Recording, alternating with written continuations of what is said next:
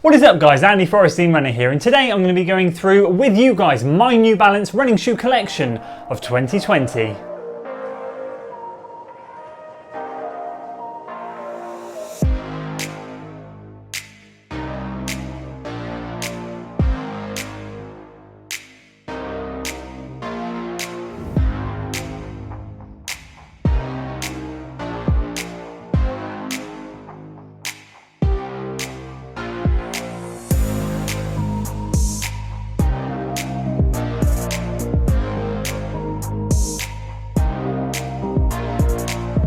So welcome back to another video, and today, as I said in the intro, we're going to be going through my New Balance running shoe collection of 2020. New Balance is a brand that I really have gravitated towards this year. For me in particular, right now as it stands, it's got to be brand of the year for me. Not just because they produced some standout shoes, but because for me personally, in the way that I run, they have produced some solid shoes that have got me through the year, and I have enjoyed every single one of the shoes that I have run in. Today, we're here to cover all of those, what their purposes are, how I've used them, and if I recommend them to you. So if you're excited for today's video guys, make sure you give it a like, share it with your friends, subscribe to the channel for weekly running content, and we'll start with the 1080 version 10. So just before we dive into the 1080 version 10, here is the shoe that started my love for New Balance, the Fuelcell Propel. Not the most responsive shoe, but my word, the Fuelcell midsole in this shoe, when I tried it, was absolutely mind-blowing. And this became a really great daily trainer for me. I absolutely loved it, and I knew as soon as I ran in this shoe, I needed to try more New Balance shoes. But again,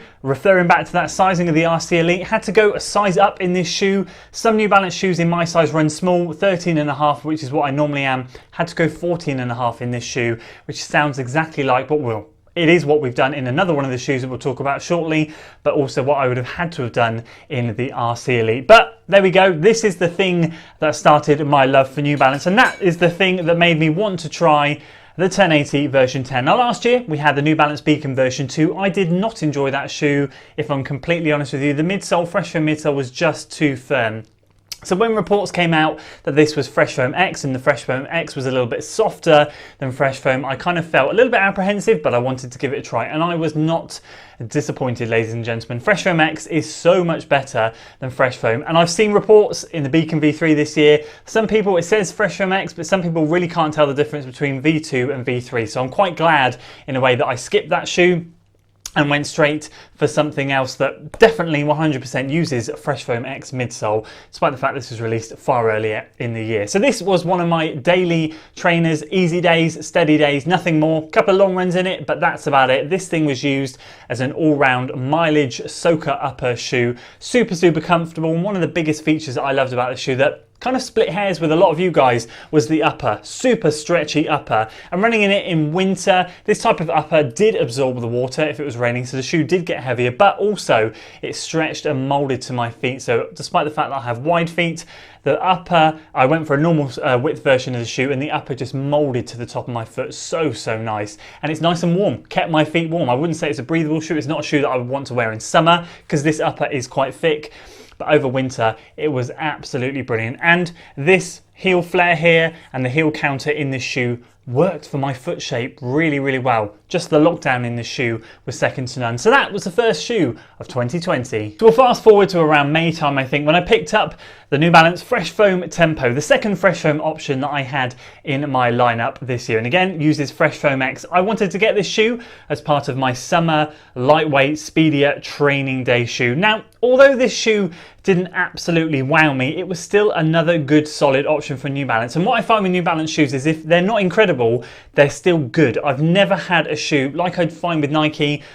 Some of the shoes are incredible and some of them are just absolute trash. I've not found a New Balance shoe yet that's trash. I didn't get on with the Beacon V2, but the fit of it was fine, everything. It was just the midsole that wasn't great. And that's really the only massive negative or minimal negative experience I've had with a New Balance shoe. And I can't even say it was that bad really. It just wasn't comfortable for me. But this thing again was great, but sadly we had to size up because this shoe, the Tempo, runs slightly small to size. So I had to go 14.5. And what that means is I get the length, but I get way too much upper material. It kind of expects as you go longer, you get more of a width over the top of your toe box, and it just ends up with a lot of sagging. And so it just kind of didn't get the lockdown feel that I did in, say, one of the New Balance shoes that I can run in a 13.5. Either way, this thing did its job really, really well. I used it for a lot of speed workouts.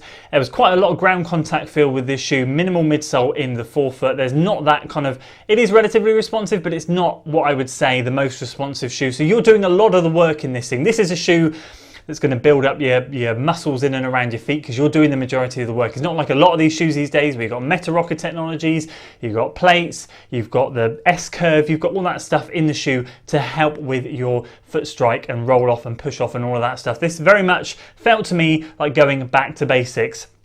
Cruised over the 100 miles in this shoe, really, really enjoyed it. Just a shame that it's the tempo shoe and it just came in, I think, very, very slightly lighter than the 1080 version 10, which from a tempo day shoe, you kind of expect to be a little bit lighter than that. So that flows us on very nicely to the New Balance Fuelcell Prism, potentially one of the best shoes for me in 2020. A mildly supportive shoe, and when I say mildly supportive, it has that medial post section in there, which is a little bit firmer fuel cell foam, but that literally is it. It's from a neutral runner's perspective, it does not cause any grief, and I wouldn't class this or really put this, it's kind of like a hybrid. It's like those hybrid trail shoes that you can use on road and trails. It's like that, it's like a hybrid supportive shoe. But I gotta be honest with you, don't let that put you off. This thing is absolutely incredible. I bought this for daily use, a bit like the 1080 version 10, not realizing just how lightweight and poppy and snappy it was. And I ended up using it for absolutely everything. I loved it on long runs, I loved it on speed workouts, easy runs, moderate runs, steady runs, tempos, intervals, you name it.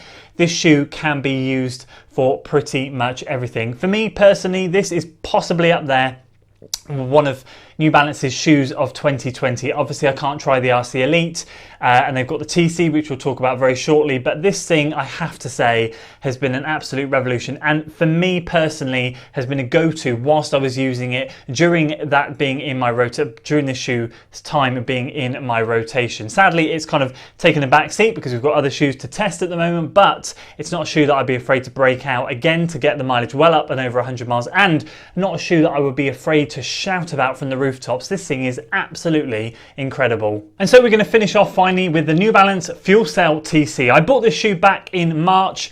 Super excited when I heard all about it. It's a marathon training shoe, well, a longer distance training shoe. So in my head, a marathon training shoe, and wow, what an incredible shoe this ended up being. Not without its flaws, which you guys have probably seen a lot of my reviews on. It can be slightly unstable. I didn't particularly enjoy it at slower speeds, but this thing is absolutely second to none when you get it up there in your tempo efforts, in your longer interval work, in your long runs.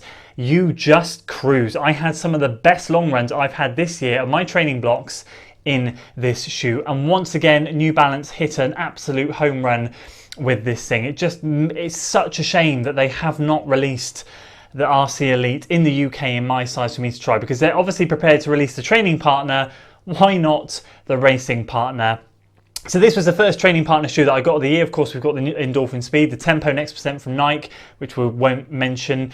And this thing was, for me, just, it put itself in its own category. It created a new category of running shoes in my rotation. And then the Speed came along from Saucony, and then of course the Tempo Next from Nike. And personally, they are now in their own class as a long run shoe. You've got daily trainers, you've got speed workout shoes, you've got racing shoes, and for me now, you've got long run training shoes. And this thing sits nicely in that category. Fuelcell midsole, again, just one of the best midsoles out there of 2020, and hopefully they will use this more and more moving into 2021, because it is absolutely fantastic. That combined with the carbon plate that's in here just produces one of the best running experiences that I have ever had. So there we go, that's my New Balance collection of 2020 done and dusted. But of course, some notable absentees from the list. The Beacon version 3, which as I mentioned earlier, maybe sounds like I dodged a bit of a bullet if the midsole is still relatively similar to the version 2. The 880 that was out earlier in the year, a lot of you asked me to review that, and of course the New Balance RC Elite. Sadly, sadly is not in my size. But if there are any others, and of course those of you that run in supportive shoes, if there are any that you can recommend down in the comments below, or could recommend to any other people that need supportive shoes, make sure you drop a comment below. And of course, don't forget to let me know your favourite New Balance shoe of 2020, and more importantly, does New Balance work for you? I know a lot of you love the New Balance shoes, you've been digging them just like I have, but I know for a lot of you, you are not fans. Let me know and let's get that discussion going. So if you enjoyed today's video, guys, make sure you give it a like, share it with your friends, subscribe to the channel for weekly running content, and as always, I'll see you on the next one. Until then.